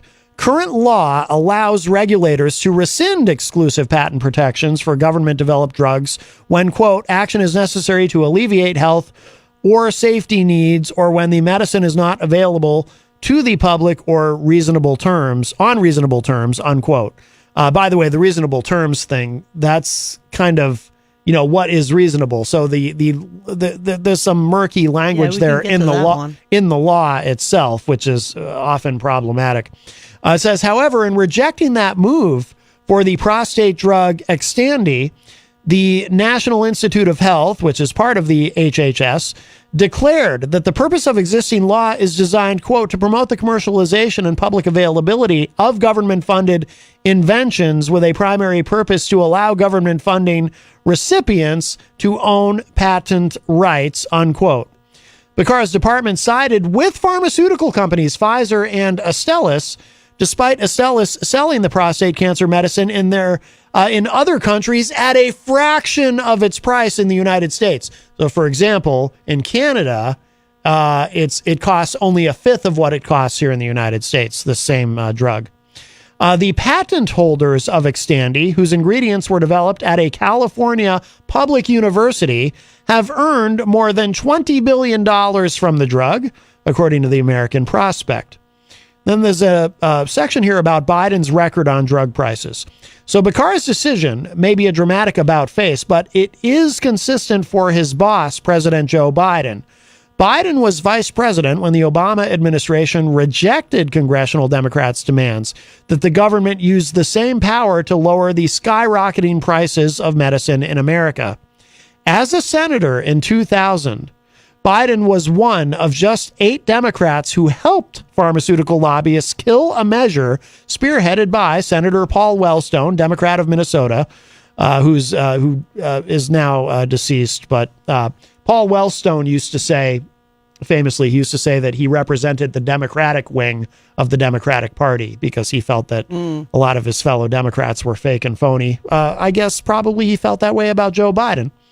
Okay, so the measure was spearheaded by Senator Paul Wellstone and then Representative Bernie Sanders of Vermont that would have reinstated the Reagan-era requirement that drug companies sell medicines developed with public money at a reasonable price.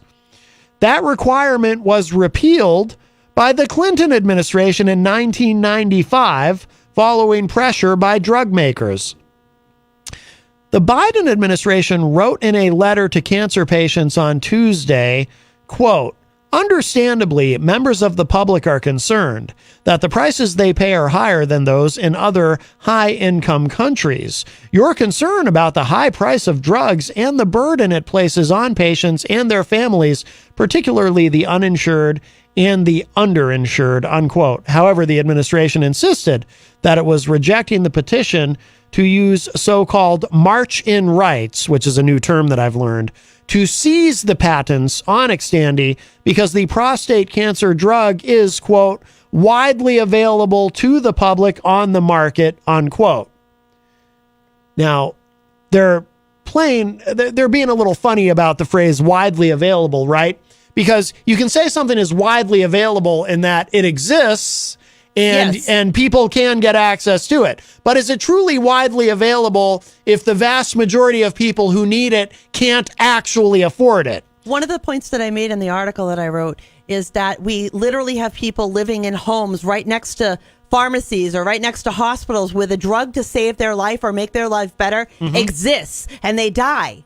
They die without getting access to it. You're a lot of good it does to have insurance coverage for this drug because you're still looking at over $15,000 a month for the one medication. Nobody is assured for this. Everybody is underinsured for this medication unless you can afford to get it out of your pocket.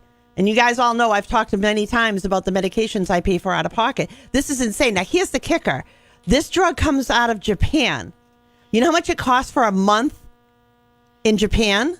How much? You want to take a stab? No. We spend $15,825 here a month. In Japan, it's $20.64. Wow. I mean, like, seriously, it's $21.64 from what I'm looking at here. Oh, no, let me correct myself. This is an estimate from right around 2022, 21-22.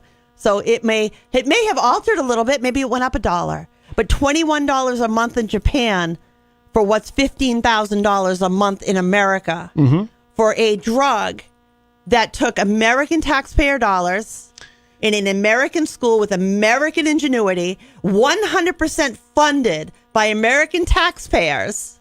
And we can go deeper into Jesus. That's supposed to be reasonable for us, right?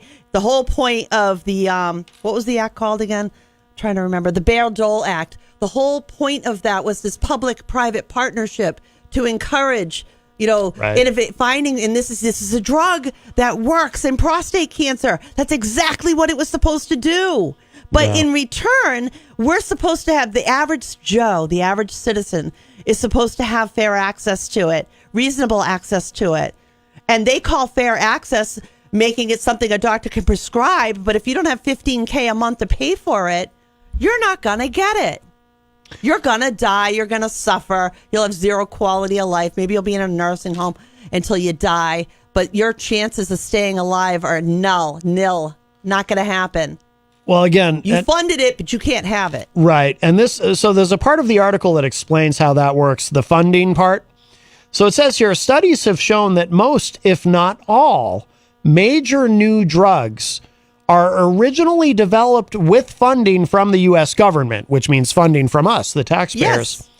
But at the urging of pharmaceutical lobbyists, one of the most powerful lobbies in Washington, and as nearly $250 million of pharmaceutical industry campaign cash flowed to both parties, federal officials have refused to use their existing power to reduce the U.S. prices of those drugs. The result? The American public is financing pharmaceutical research and development and then being rewarded for that investment with the world's highest prices for medicine, all while drug makers report ever higher profit margins. Prior to the Biden administration, Becerra had criticized this situation, expressing support for using executive authority to crack down on high drug prices. As a member of Congress in 2016, Becerra signed on to a letter to the Obama Department of Health and Human Services calling on officials to broadly use March-in rights to lower the cost of prescription drugs, including specialty drugs like those to treat cancer, which are frequently developed with taxpayer funds. This is what you were referring to, under the Bayh-Dole Act, Evan Bayh and Bob Dole, passed 4 decades ago, the federal government can waive patent exclusivity for drugs whose research was funded by federal government dollars, speeding the arrival of far cheaper generics to the market. Specifically to get it to the average American. Right. That's specifically what it's supposed to do. Yeah, because you want a generic, because you can't afford, assuming the generic is even cheap enough. Seriously. Because you can't afford the patented one. That's Mestinon. That's the same thing. Yeah, you see the same thing right there. So what I get is the generic. Yeah. And I'm paying how much, right? Yeah. So it's this is like infuriating. Earlier when we were watching the video you sent, I started crying. Yeah. Because it really killed me. Yeah. It's like the idea that here's a drug, prostate cancer affects such a huge amount of men. Yeah. Here's a drug that can save lives in our country, give people quality of life treatment. And the answer is no, unless you got, $15K laying around every month for the one drug. Now, never mind trying to eat or keep a roof over your head or see doctors or take any other medication. Yeah. So you're not worthy enough to live. So it says here, in this case, again, Thanks for your money. Go pound sand. This is from levernews.com. In this case, the patent on Xtandi is held by pharma giant Astellas, which in turn shares the U.S. market with Pfizer. Xtandi is proven to be effective in treating prostate cancer and is on the World Health Organization's list of essential medicines. And yet, despite March-in rights enshrined in the Bayh-Dole Act, federal officials have never exercised those rights, even as drug prices have skyrocketed. A furious lobbying campaign led up to Becerra's reversal on the question of March-in rights. The U.S. Chamber of Commerce, which spent more than $80 million lobbying in 2022, explicitly stated in public reports that it was lobbying on a, quote, petition to HHS to grant March-in rights for the patents on the drug Xtandi, unquote. The Chamber's board of directors includes a top lobbyist from Pfizer, which has disclosed lobbying the White House on Bayh-Dole March-in rights. Astellas has also lobbied on issues related to March-in rights under the Bayh-Dole Act. The powerful drug lobby, Pharmaceutical Research and Manufacturers of America, known as PhRMA, PHRMA, that's the acronym for that lobbying group, similarly reported lobbying on Bayh-Dole March and rights policy issues. Pfizer spent $15 million on lobbying in 2022, while PhRMA spent $29 million. Astellas spent $2 million on lobbying. So they made $1 billion in 2021. Yeah. $1 billion. So we all understand how this works, right? This is, our politicians, both sides of the aisle, they are bought and paid for, and this is how the game is played. Where do you think all this lobbying money goes? It goes to the campaigns to keep these people in power, and that's why these decisions are made. Our government is bought and paid for. There's just a little bit left of this article. Texas Representative Lloyd Doggett, the top Democrat on the Ways and Means Committee's Health Subcommittee, panned the administration's decision in a statement on Tuesday, saying, quote, "Today's decision is a blow to prostate cancer patients, their families, and taxpayers. The Biden administration has missed yet another opportunity to do something meaningful to lower prescription drug costs and protect taxpayer investments. Its decision protects monopolists over taxpayers and patients, despite clear statutory authority and reasonableness to intervene," unquote. Now, Charles said in the chat room, health insurance and drug prices are outrageous, and trying to regulate costs will fail because they will just buy out whoever holds that power. Well, but they shouldn't have had the full patent to begin with if it's done by American dollars. Maybe we need to change the law in that regard. 100% funded by American taxpayer dollars, American scientists. Yeah. And the patent itself is granted to this Japanese company 100%. Yeah. Regardless of how they got it. Yeah, so we paid for them to make all this money with our taxpayer dollars. Seriously. But this is how it works, and he had on one side of his mouth, Biden's all, we got to make healthcare more accessible. Look what I did to insulin prices. Yay! Look at me. And then he turns around and does this. He completely squashes the petition. Says nope. So I guess as far as Biden's concerned, it's reasonable to charge Americans $15,000 a month for a drug that they created. And Mike Doyle is back on the line. Hi, Mike. Hey, good subject. I can understand Jenny's being ired with it, but remember we've talked a couple times about the insulin thing and the fraudulent move they made on the insulin thing. That was a Trump plan to use government discounts to the regular people, and he had planned on rolling it out right after his reelection, right? And based on history and based on the country, everybody was working and the country was rolling along. So what? There was a chance he was going to get reelected. So what? And then he was going to roll out his $35 a month insulin thing. So what? I'm sorry. So what? $35 a bottle for insulin is okay. If you need 7 vials, to stay alive at $35 a piece, you're spending over $200 a month on that one drug. I'm sorry, but that's nothing but feel-good garbage that Trump was trying to do, and Biden went along with it too. And let's all just say, hey, diabetics are all set now because it's only $35 a bottle. It's not enough. When Biden took over, his first thing he did was put it on hold for a year so he could separate it from being a Trump thing and then being a Biden thing, and then he rolls it out, and then he's telling everybody in every speech how he beat Big Pharma. Look at him. Look at me. Aren't I the greatest? It's basically a little bit of a fraud. No, I agree with you there. Absolutely. I agree with you there. He's acting like he's done this great thing in medical care by getting that price to $35 when what does it cost to... I was looking at a chart, and Matt was at, this is actually part of what's in my article, and the chart that I was looking at indicated that the price per vial on one of these drugs was like 30 cents for a vial. So it makes, it's $1 something, $2 for them to make 7 vials that costs an American citizen over $200 just to get the vials, never mind the needles, never mind any other medications, food, what have you. That's the markup on it. It's so huge. It's disgusting. The people lose at the end, and it sucks. People die every single day. People are dying in this country that don't have to. And those are what I was talking about last week when I called. just getting the middle stuff and the easy stuff done is we can't even get that done now because of the whole split in left and right. We can't take care of the people who need medicines. We can't take care of the elderly. We can't take care of the homeless veterans, the people on the street with mental. I mean, it's just sad. What's the point of having the Bail Doe Act as law? What's the point? Why do we have this act if it's just going to get ignored? Like, what's the point of it? Yeah, I agree. 40 years ago, but they anyways, did this? I just wanted to bring that up, that it's kind of fraudulent to just play the I beat Big Pharma, and then this stuff comes out that the regular people, a lot of people wouldn't know. So. I agree with you, and I agree with both of them. Tried to play that card, and they both failed. Yeah, good subject though. All right, See you later. All right, Mike. Thanks for the call. Bye bye. If you'd like to get in with a quick call, we have a few minutes left. 603-250-6007, 603-250-6007. But, I mean, this is, now I have, as we've talked about on the show for a number of reasons, I've arrived at the point of wanting to, I think in the United States, we should mirror Canada's model, and I think we should have single-payer socialized medicine. It took me a long time to get there, but I'm there. You're not alone.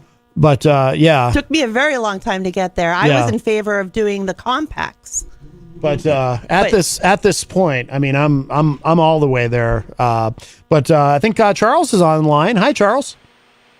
Greetings, everybody. Hey, how are you? So the reason why they play that card is so normal, unintelligent people like myself think, oh, they're doing something. They actually care. And reality, it does not.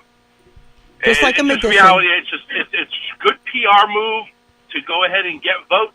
And to get Congress looking good, or get the president or whoever is passing the bill to look good, it's just reality. It's just a piece of paper that can be ignored. Apparently, there's probably something there. It's like, well, we don't really have to follow this, but let's wink, make pretend that we're actually doing something good. It's really disgusting. It's disgusting that you're supposed to have this public-private partnership to develop life-saving things, and every American citizen pays into this, and we're all hoping for that cure to get found, right? Well, they find this treatment, and then they don't let Americans have it.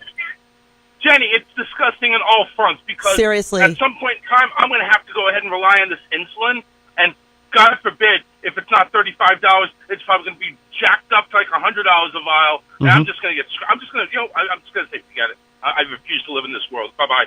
But it's disgusting. The whole thing is disgusting. It's not going to fix anything, because guess what? They got the money. They got the power. They can just do whatever the hell they want. We got no control. Nobody's going to step up to them at all, period. There's an elderly lady that is near and dear to my heart, and I know to Matt's too, and that's the diabetic who taught me that she was prescribed 7 vials of insulin a month because that's what she's supposed to have and that's what she needs. But she only gets 6 because she could barely afford the 6, and she rations it. Yep. And she's rationing it. And the other thing, too, it's like they actually have a drug that actually can help cancer patients, and you're going to charge 6 figures for that? Yeah. Are you out of your mind? I know. I understand the feeling. There's somebody out there that's got the cure, but no, we want to get not for you. And we're going to charge them outrageous money. Peasant. Yeah. Get out of here, peasant. What do you think you're getting? Exactly. When I There's a medication I could be on right now to help me see. And yeah, but maybe Can't have it. $100 trillion, I'll fight Big Pharma myself.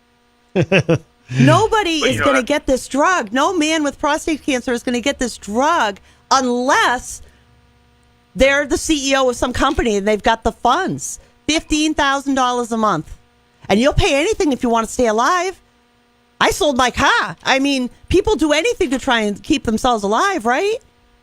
I'm just glad my insurance covers the medications I have now. Otherwise, I'd be in the hospital with high blood pressure and everything else. And therein lies the problem. If something happens and you get sick, you lose the job, you lose the insurance, you can't get the treatment, you can't get the med, and therein goes. We're all great as long as we're still working and get the insurance. Oh, and if you don't have a company that has insurance that can offer you it, and you want to go through this government insurance, it's a bunch of gobbledygook, to use an FM language. But my mom has gotten cremated with Romney Care. Almost zero. My mom lives in Massachusetts, and having to deal with Romney Care has been horrendous for her. They had to go job shopping, or not job shopping. They had to go MRI shopping to try and get her knee MRI. And she ended up not using the Romney Care insurance because it would have cost her more money than paying the cash price. No lie. Is it Romney Care now? Or I thought it was Obamacare. Massachusetts was the first place in the United States to have a mandated health insurance. And that was devised and created by Romney when he was governor of Massachusetts. That became the blueprint for Obamacare.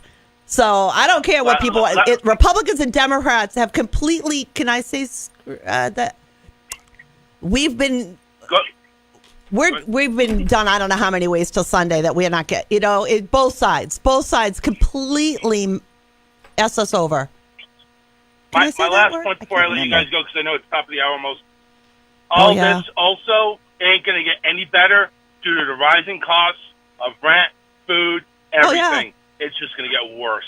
God bless everybody. Wish you the best. See you on the other side. All right, Charles. Thanks for the call. Bye-bye. Yeah, seriously. That's our friend Charles Richardson from Florida. Well, we are out of time. But if you miss any part of today's show, it will be up in just a little bit at WMNHradio.org and my website, mattconnerton.com. And I hope you, if you missed it, of course, you'll be able to find Eric Pilcher's classic film review there of Good Will Hunting. And we've got a lot of music coming up this week, too, on the show. Yes, we do. So tomorrow on the show, we're going to have we're going to be debuting the new single. Yes. From Sepsis called Bleed Lines. Excited to hear that. I haven't heard it yet. Yeah. And then on Wednesday, we've got Slim Volume coming in. Slim Volume's coming in. And then on Thursday, Off the Map is coming in. And Slim Volume and Off the Map are actually having a concert this weekend. On Saturday, they're going to tell us all about. And then on Friday, I've been fangirling over this band. After Image is going to be coming live in studio. I'm super excited to have them in, and I believe they're going to be premiering a song with us, if I remember correctly. And I love this band. I've been writing and painting to this band for like the last couple of weeks. Yes. Yes, you know, because you hear it. Yes. But actually, I now have developed an entire indie playlist, and I just keep adding new bands and new songs to it. I haven't heard any so-called top whatever music in months. Right. I'm not missing a thing. Oh, boy. By the way, my dad is in the chat room, and he says avocado. Well, avocado to you. What does avocado mean? I don't know why. It's avocado go? It's a food you can eat, and it's good for you. But yes, avocado go, because we're out of time. But you can check me out on jencoffey.com, JENNCOFFEY.com. Find my artwork, my writing, and look for me featured in The Mighty. And don't forget, be back bright and early tomorrow morning, 7 a.m. for the morning show with Peter White. And all right, that's going to do it for us for now. We're out of here. We'll talk to y'all a little bit later. Bye, everybody. Bye-bye.